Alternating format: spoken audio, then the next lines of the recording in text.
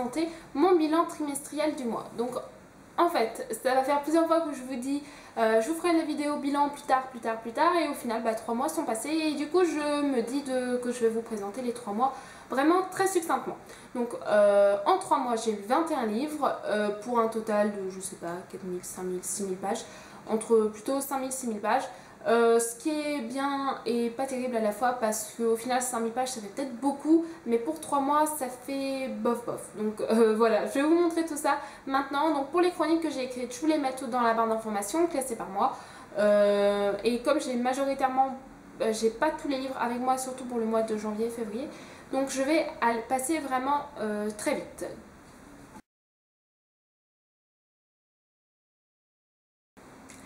Alors, le mois de janvier c'est 5 livres pour 1381 pages, donc c'est pas terrible. Je suis pas vraiment contente de moi puisque j'aime bien avoir un minimum de, allez, 7-8 livres par mois, ce qui fait à peu près 2 livres par semaine, et là, ce n'est pas le cas.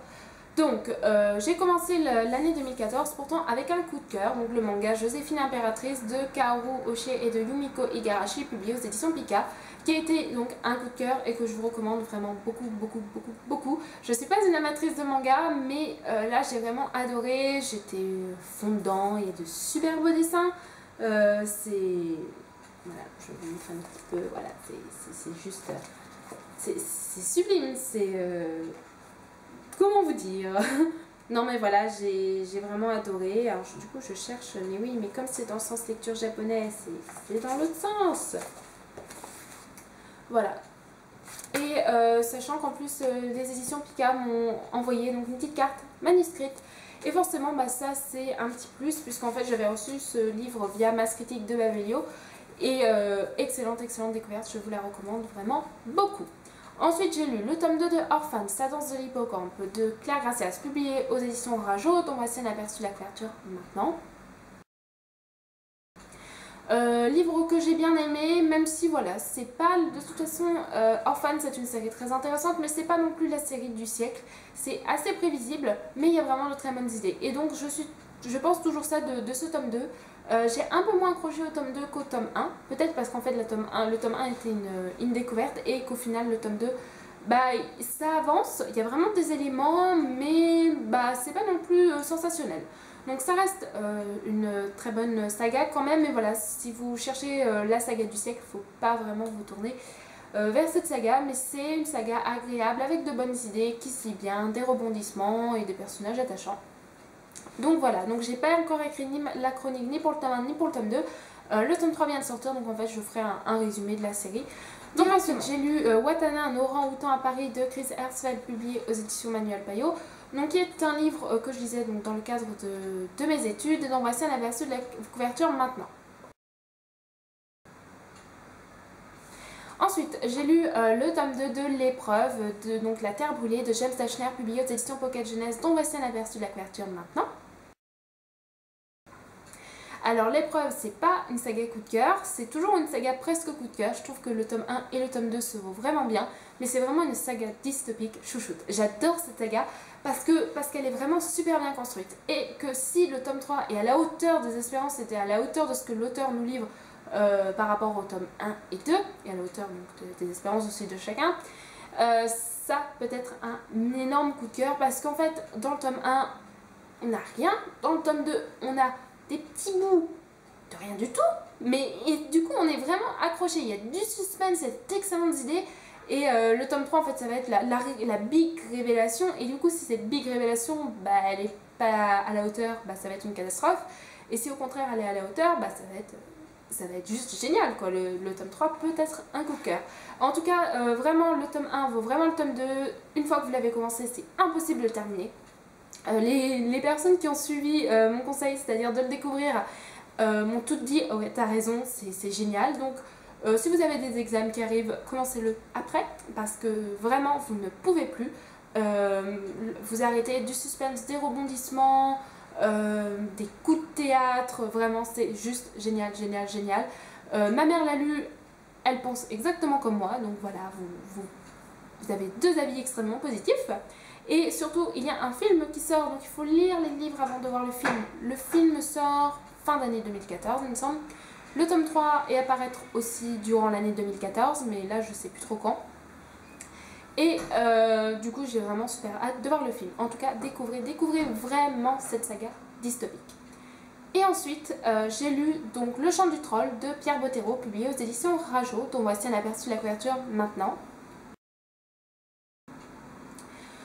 Un livre qui m'a beaucoup plu, parce que c'est du Pierre Bottero et que forcément c'est magnifique, et que les dessins sont aussi magnifiques. Mais à partir d'un moment, en fait, j'ai un petit peu deviné tout ce qui allait se passer, donc du coup, ce qui fait que ce n'est pas un coup de cœur. Bon, bah, même pas du tout, en fait, je lui ai mis 3,5 sur 5. C'est vraiment un très beau livre, très émouvant. On est 3 à l'avoir lu à la maison, donc voilà, vraiment très émouvant. Mais c'est pas aussi bien qu'Elana ou que A comme association. Mais voilà, c'est émouvant en fait. Je m'attendais pas à ça, je dois vous l'avouer que je m'attendais pas du tout à ça. Mais c'est beau, c'est assez poétique et si vous avez envie de découvrir, franchement, ouais, découvrez, c'est sympa.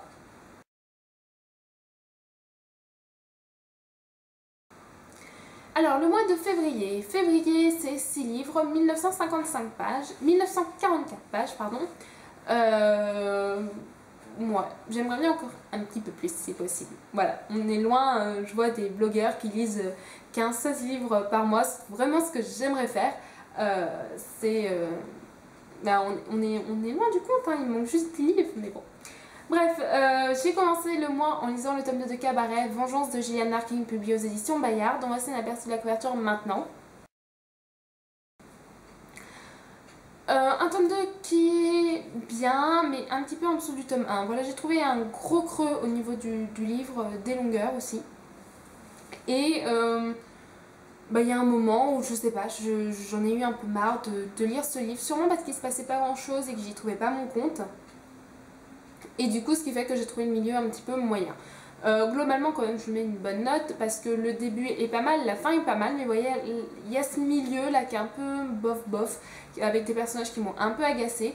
Donc il n'est pas aussi bien que le tome 1, mais je continue la série. Hein. Ça, je termine la trilogie parce que c'est vraiment une trilogie qui me plaît beaucoup par ses idées, etc. Et c'est pas le style de livre que j'ai forcément l'habitude de lire, voilà, au moment de la prohibition. J'ai jamais lu de livre ou très peu à cette époque. Donc voilà, envie de voir ce que donne le tome 3 et comment va se terminer en fait le destin de nos héroïnes. Ensuite j'ai lu le tome 1 de Au cœur du monde, donc de Farlander de Cole Buchanan, publié aux éditions Milady. Il y a des grosses déceptions pour ce livre et il y a des gros coups de cœur. Personnellement, ça a été une grosse déception. Au bout de 100 pages, on n'a rien à se mettre sous la dent, ça m'a vraiment agacée. C'est vraiment, le tome 1 est très long, en fait, ce premier tome est très long à démarrer.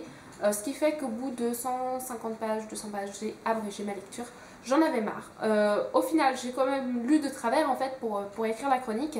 Et je me suis rendu compte qu'il y avait vraiment de bonnes idées, mais qu'il y avait quand même pas mal de longueur. Et puis bah, surtout, j'ai pas accroché aux deux héros. Enfin, aux deux personnages principaux. Et du coup, tout de suite, ça rend les choses un petit peu compliquées pour apprécier le livre. Mais voilà, il y a vraiment de gros coups de cœur. Il y a aussi des déceptions. Donc, si vous tente, renseignez-vous un petit peu autour des chroniques positives, négatives, pour peut-être pas trop en attendre de ce livre, comme j'avais pu voir des chroniques positives, peut-être est-ce ce que j'ai fait aussi. Ensuite, j'ai lu L'attaque du Pise Rastor, donc le tome 1 des lutins urbains, de Renaud Maric, publié aux éditions Tiloui, dont voici un aperçu de la couverture maintenant. Une histoire jeunesse vraiment très sympa, qui m'a bien fait rire, qui m'a beaucoup plu au final, même si voilà, c'est pas l'histoire jeunesse du siècle, mais c'est vraiment sympa. Je trouve qu'il y a de bonnes idées, des petits clins d'œil à droite à gauche vraiment agréables. Et du coup, franchement, j'ai vraiment passé un agréable moment en lecture en compagnie de ces petits lutins. Et du coup, je vous invite à découvrir, pourquoi pas, pour vos enfants, pour quelqu'un qui commence à lire. Et puis pour les plus âgés aussi, parce que des fois, il y a des références que l'auteur fait que les plus jeunes ne comprendront peut-être pas. Donc voilà, pourquoi ne pas découvrir ce livre. Ensuite, La mémoire des murs de Tassiana de Rosnay, publié aux éditions Le Livre de Poche, dont voici un aperçu de la couverture maintenant. Alors, c'est un livre très bien construit, très bien écrit et totalement abouti. Le problème, c'est que c'est totalement déconcertant et tellement bizarre que j'ai pas aimé. C'est l'histoire d'une femme qui plonge en fait peu à peu dans la folie. Et on continue de lire le livre pour savoir jusqu'où ça va aller, pour le pourquoi du comment. Et au final, bah voilà, il n'a pas grand chose. Enfin si, enfin, c'est un peu bizarre. En fait ce livre est bizarre et par cette bizarreté, il m'a pas trop plu. Mais l'objectif de l'auteur est atteint. Ça c'est certain. Donc au final c'est un livre vraiment très bien construit et voilà, vraiment abouti. Mais comme je vous dis, bah si vous trouvez ça un peu bizarre, un peu dérangeant même, et du coup bah j'ai pas vraiment aimé ce livre au final. Mais voilà, il est bien construit quand même. Ensuite, j'ai lu le tome 1 de The Edge of New World, donc Saratoga Woods d'Elizabeth George, publié aux éditions Presse de la Cité. Alors, si vous avez l'habitude de lire du Elizabeth George, apparemment c'est une déception pour la majorité des fans, qui trouvent que ce n'est pas à la hauteur de ce qu'Elizabeth George peut écrire d'habitude. En tout cas, c'est la majorité de ce que j'ai vu parmi les chroniques et c'est les commentaires qu'on m'a fait par rapport à ce livre. À côté de ça, j'avoue que si je n'avais pas eu le tome 1 sous la main, je n'aurais pas forcément poursuivi la série parce que ce tome 1 souffre, en fait c'est un tome d'introduction, il souffre des défauts du tome 1, il est assez lent. Mais globalement, durant tout le livre, il est lent. Il est lent à s'installer, une fois que ça démarre, ça reste assez lent. L'élément fantastique est vraiment très, très en arrière. Et l'histoire en elle-même, voilà, étant donné qu'elle se déroule lentement, bah à la fin on en a un peu marre. Et puis en fait, à la fin, j'ai trouvé ça pas trop facile, mais un peu. Je me suis dit tout ça pour ça, en fait. Et du coup, bah, c'est vrai que ce tome 1, même s'il m'a à la fois plu, il reste une petite déception. Mais le tome 2 est extrêmement bien noté. Donc j'ai le tome 2, je vais le lire durant le mois d'avril, normalement. Donc je laisse la chance au tome 2. Et puis on verra après le tome 2 si je poursuis ou non la saga. En tout cas, voilà, un tome 2, un premier tome, en tout cas un petit peu moyen. Et pour terminer le mois de février, j'ai lu le tome 3 de Malo au Royaume des Ondes, donc La Fée des Glaces, publié aux éditions Michel Lafon, dont voici un aperçu de la couverture maintenant. La Fée des Glaces, donc c'est le tome 3, je n'ai pas lu le tome 1 et le tome 2, donc j'ai vraiment tout découvert ce tome 3. C'est un petit conte en fait, donc avec une petite morale. C'est très simple, très superficiel au niveau de l'histoire. Voilà, faut pas vous attendre à une histoire sensationnelle parce que ça ne l'est pas, mais c'est très beau, très poétique. Et j'ai adoré ce livre. C'est tellement bien imagé en fait. L'écriture de l'auteur est vraiment imagée, ce qui fait qu'on s'y croit et on voit vraiment quelque chose de très beau. Et je sais pas comment vous dire en fait, c'est vraiment un ressenti dans la lecture. Là, c'est pas par rapport à l'histoire elle-même, c'est vraiment ce qu'on ressent et on ressent quelque chose de beau, quelque chose de poétique. Et j'ai fait découvrir ce petit conte à ma mère et elle m'a dit exactement pareil, c'est vraiment une très belle histoire. Même si c'est simple, c'est vraiment très beau. Donc franchement, si vous avez envie de découvrir l'écriture de Maxence Fermine, qui m'avait été vraiment beaucoup conseillée par Vers des Livres, donc voilà, c'est vraiment une très très bonne découverte. Donc essayez de, pourquoi pas, avec ces livres, peut-être commencer par le tome 1, mais ça m'a pas dérangé de commencer par le tome 3, donc voilà.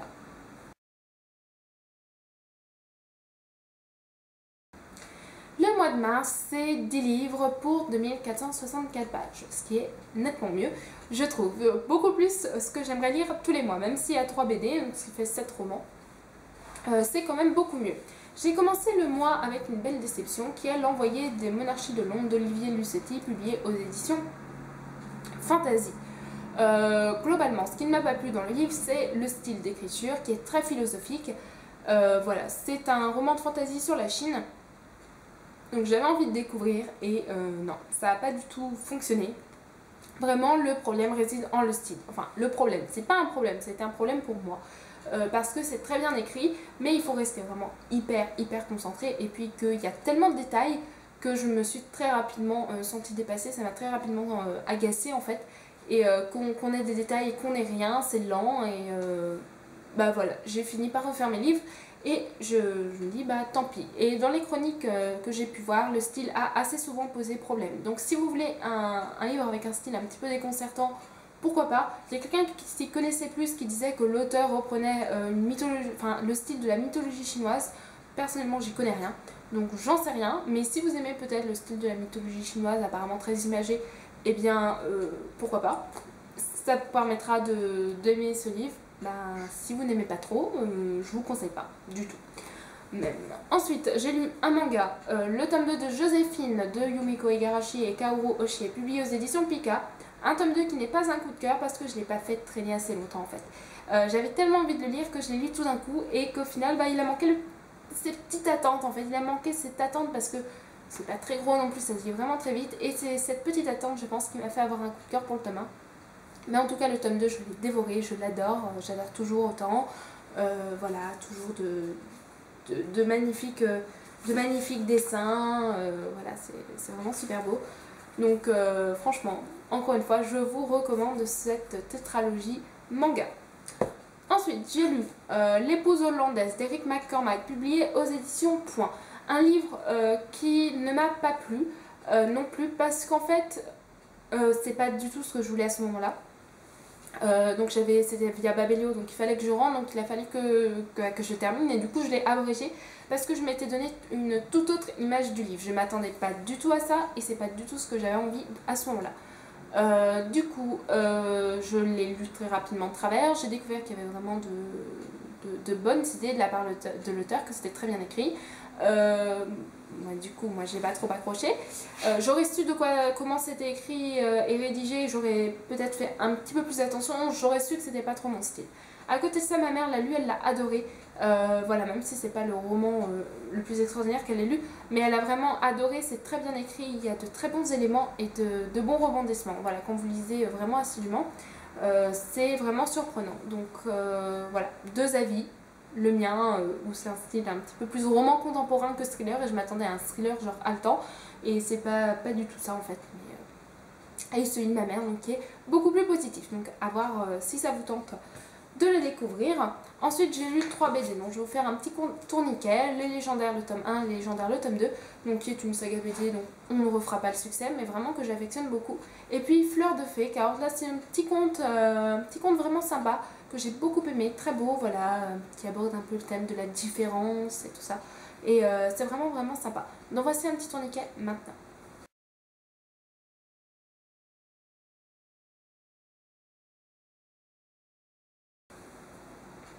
Ensuite, j'ai lu Je ne l'ai pas sous la main parce qu'il est dans la palle de ma mère. Le tome 1 du Puits des Mémoires, La Traque de Gabriel Katz, publié aux éditions Scrineo, dont voici un aperçu de la couverture maintenant.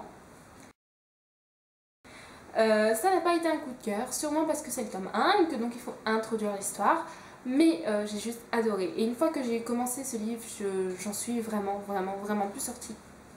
Donc voilà, c'est juste génial comme livre, j'ai adoré, donc c'est de la fantasy.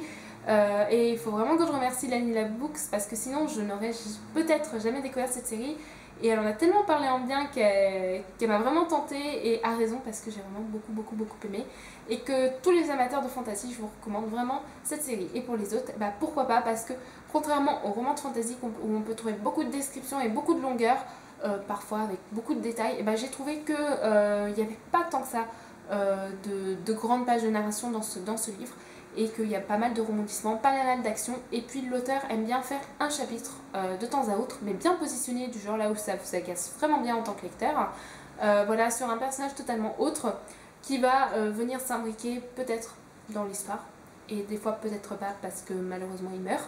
Donc voilà, il y a vraiment un très bon potentiel dans ce tome 1, et ça promet une suite très prometteuse, donc j'ai hâte de lire la suite. Ensuite, le tome 1 des Gardiens de l'Éternité, Dante d'Alexandra Ivy, publié aux éditions Milady.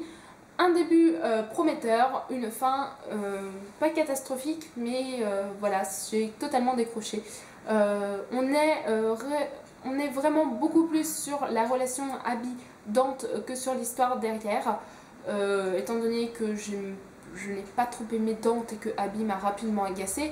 Vous comprenez que j'ai très rapidement pas aimé le livre. Donc voilà, grosse déception pour ce livre, je ne compte pas poursuivre la série. Voilà, donc bah écoutez, si vous aimez les romances, c'est vraiment, voilà, romance paranormale. Je m'attendais peut-être plus à un livre Beat qu'à une romance. Voilà, donc certes je m'attendais à ce qu'il y ait des scènes, des scènes de sexe, et puis vraiment une histoire d'amour, mais pas à ce point-là quand même. Voilà, pas dans ce sens où ça prend beaucoup trop de place et que ça m'a très rapidement agacée. Voilà, donc j'ai enchaîné avec une autre romance. J'avais envie de dire ça. à ce moment-là. Donc le tome 1 de Wait for You, Jeu de patience, publié aux éditions J'ai lu de Jennifer L. Armentrout, que j'ai tout simplement adoré. Pas un coup de cœur, mais j'ai adoré le personnage d'Every avec qui je me suis un peu identifiée. J'ai adoré le personnage de Cam qui est juste parfait. C'est pas une romance innovatrice, c'est pas du genre waouh, il y a plein de choses innovantes dedans. Non, non, pas du tout. C'est même quelque chose de déjà vu, mais c'est vraiment très bien écrit, c'est vraiment super prenant.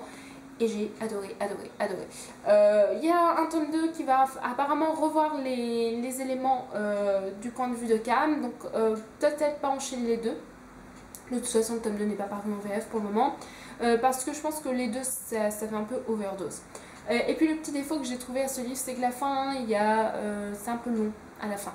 Voilà, donc... mais autrement, vraiment très, très, très, très bien. Et j'ai terminé le mois de mars avec un coup de cœur, un livre qui n'est pas encore paru, que je vous invite à découvrir à sa sortie. C'est Mon père est parti à la guerre de John Boyne, publié aux éditions Gallimard, qui paraîtra donc le 25 avril. Un gros coup de cœur, enfin pas un gros coup de cœur, en fait un petit coup de cœur. Pourquoi? Parce que déjà tout ce qui est thème guerre mondiale dans les livres, ça m'intéresse vraiment beaucoup, et même en général je m'intéresse assez souvent à ces sombres périodes. Et puis ce que j'aime bien, c'est qu'en fait, ce que je trouve très beau dans ce livre, c'est qu'on voit l'histoire du point de vue d'un petit garçon qui ne comprend pas tout et qui a cette innocence là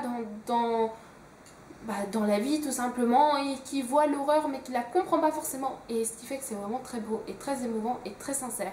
Et en fait le but du livre pour Alfie, en fait, c'est de découvrir ce qui est devenu son père, puisqu'il s'est engagé juste au lendemain du début de la guerre, et qu'il n'a plus de nouvelles de lui depuis un moment, et il sait pas est-ce que sa mère en a, est-ce que sa mère en a pas, est-ce qu'elle lui ment, est-ce qu'elle lui ment pas. Et du coup il va découvrir, en fait, il va décider de découvrir la vérité par lui-même, qui est devenu son père.